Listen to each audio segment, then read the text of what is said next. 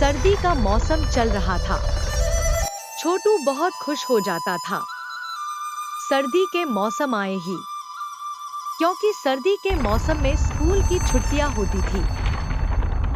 इस बार की छुट्टियों में छोटू ने अपनी दादी के गांव जाना था। गांव में ठंड बहुत पड़ती थी। स्कूल की छुट्टी की खबर आते हैं। उसके अगले दिन छोटू अपने दादी के गांव पहुंच गया। गांव पूछते ही उसने अपनी दादी के साथ खेतों में घूम घूम कर सब्जियां तोड़ने चला गया। खेतों में पहुंचकर देखा कि उसका बहुत सारा खेत वहां पर है। उसकी दादी बता रही थी कि यह खेत जितने भी हैं, सारे तुम्हारे दादाजी के खरीदे हुए हैं। तुम्हारे दादाजी एक बहुत ही मेहनती आदमी थे। वह बहुत मेहनत से सारे जमीन खरीदे हुए हैं।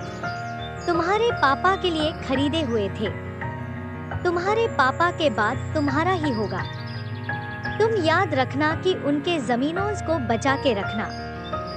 हम लोग के मर जाने के बाद भी। उसके बाद दादी ने छोटू के साथ सब्जियां तोड़ना स्टार्ट कर दीजिए। उसके खेतों में बहुत सारी सब्जियां थी जो एक बटाईदार ने लगाया हुआ था। उसकी दादी ने बहुत सारी सब्जियां तोड़ ली।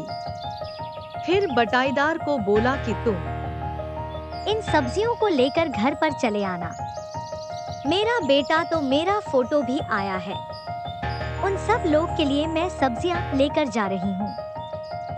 ठीक है मालकिन, मैं सभी सब्जियों को लेकर आपके घर पर चलाऊंगा। फिर छोटू और उसकी दादी घर पर चले हैं। घर पर आते हैं, उसकी दादी ने उसे गर्म गर्म चाय और पकौड़े खिलाए। शाम को वे सब मिलकर हवाल के पास बैठकर कहानियां सुनते थे। दादी की कहानियां इतनी रोमांचक होती थी कि छोटू की आंखें बड़ी बड़ी हो जाती थी। दादी ने एक कहानी सुनाई। एक बार की बात है। एक पेड़ पर एक चिड़िया रहती थी। वह चिड़िया बहुत ही मेहनती थी। वह दिन रात मेहनत करके खाना इकट्ठा कर लेती थी बरसात आने से पहले ही। और उसके अगल गल के भी चिड़िया थी। मैं सभी बहुत ही आलसी थी। कोई भी अपना मेहनत नहीं करना चाहती थी। सभी कोई सोचा था कि जब बरसात आएगी तब देखी जाएगी। और वह चिड़िया बहुत दूर दूर जाकर खाना इकट्ठा करने लगती थी। बरसात के मौसम आने से पहले ही उसको देखकर सभी चिड़िया उसके मजाक उड़ाती थी कि तुम इतना मेहनत क्यों ही करती हो, मेहनत करने से कुछ नहीं होगा। वह चिड़िया इन लोगों के बातों पर ध्यान नहीं देती थी, अपना काम करती रहते थे। एक बार की बात है, जंगल में बहुत तेज की वर्षा होने लगी। वर्षा इतनी तेज थी कि पेड़ पौधे सब हिलने लगे थे। वर्षा के साथ में आंधी भी थे। बहुत दिन बीत गए पर बरसात होती रही। उसे चिड़िया के पास बहुत सारा खाना इकट्ठा किया हुआ था। वह पूरे बरसात भर खाना खा सकती थी। अगल-बगल के जितने भी चिड़िया आए थे, बरसात होने के कारण भूख से तड़पने लगी। तब उन लोग को एहसास हुआ कि हम लोग को भी इसकी तरह मेहनत कर लेना चाहिए था। अगर हम लोग मेहनत कर लेते तो आज हम लोग भूख से तड़प नहीं रहे होते। सभी लोग क्यों उनकी गलती पर बहुत ही एहसास हो रहा था। वह चिड़िया इन लोगों की बात सुन रही थी। फिर उसने सोचा कि इन लोगों का मदद करना चाहिए, नहीं तो यह लोग भूख से तड़प का मर जाएंगे। फिर वह चिड़िया ने इन लोगों को अपने खाने में से खाने के लिए दे दिए। खाना खाकर बहुत ही खुश हुए, क्योंकि बहुत दिन बाद उन लोगों को खाना मिला हुआ था। बोलो खाना खाकर इस चिड़िया का बहुत ही धन्यवाद किए और बोले कि अगर तुम नहीं होती तो शायद हम लोग भूख से तड़प कर ही मर जाते हैं। उन लोगों के गलती के ऊपर बहुत ही एहसास हो रहा था। फिर वह सभी ने इस चिड़िया से माफी मांगी और आगे जब भी बरसात आता था उससे पहले यह लोग अपना खाना इकट्ठा कर लेते थे। दादी ने बोला कि नहीं, हम सभी को मुसीबत आने से पहले ही उस मुसीबत का समाधान। ये नहीं तो मुसीबत आने पर हम लोग बहुत बड़ी मुसीबत में पड़ सकते हैं। छोटू कहानी सुनकर बहुत ही खुश हुआ। वह गांव आता था तो दादी के पास ही रहता था और दादी से कहानी सुनता ही रहता था। फिर वह सभी खाना खाने के लिए चलेगा। छोटू ने खाना खाते समय भी दादी से बहुत सारी बातें की। दादी ने बोला कि खाने समय बात नहीं किया जाता है। फिर दादी ने, अब हम लोग सोने चला जाए। फिर मैं सभी सोने चले गए। सुबह उठते ही छोटू बाहर घूमने चला गया।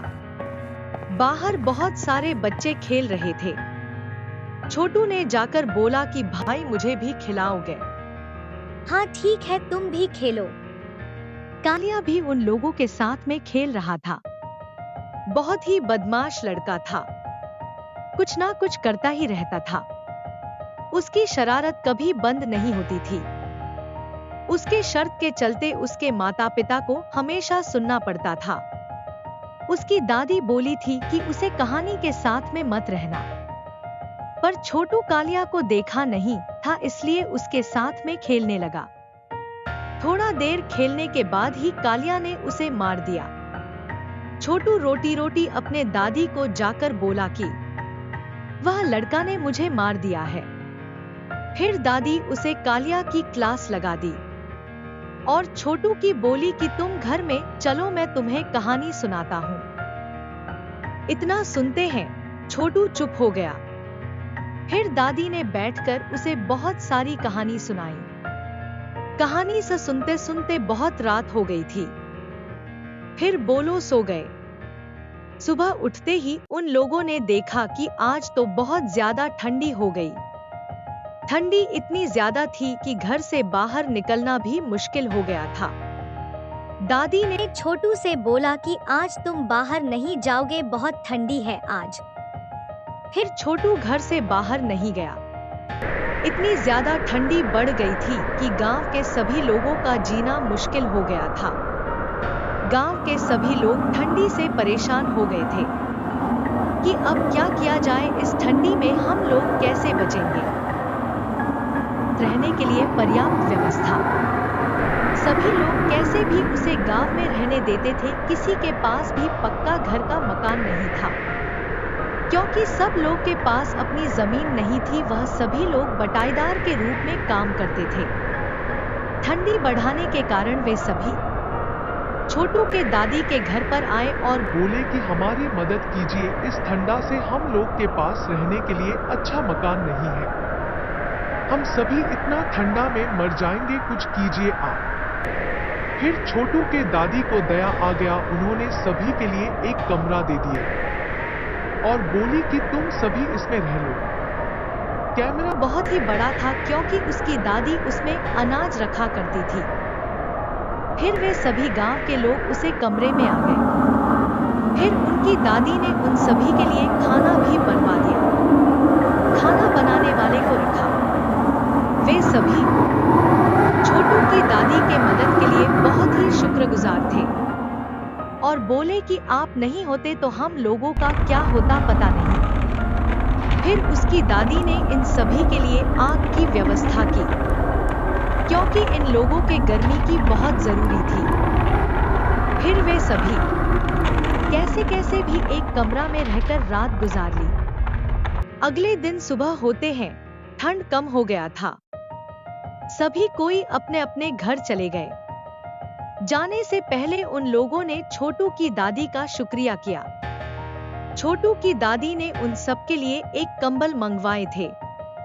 सिटी कंबल सभी लोग को दे दिया था, क्योंकि उन लोगों के पास इतने पैसे नहीं थे कि वह लोग कंबल खरीद सके। छोटू बगल में हीरा करे सभी देख रहा था, क्यों उसकी दादी कितनी अच्छी है और सब लोग की कितनी मदद करती है। उसने सोचा कि मैं भी बड़ा होकर ऐसे ही सब लोगों की मदद करूंगा। कुछ दिन में छोटू का छुट्टियां खत्म हो गई।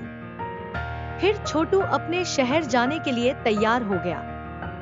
कुछ दिन नहीं, वह लोग शहर चलेगा। शहर जाकर छोटू का मन नहीं लगता था। वह दिन रात गांव को ही याद करता रहता था।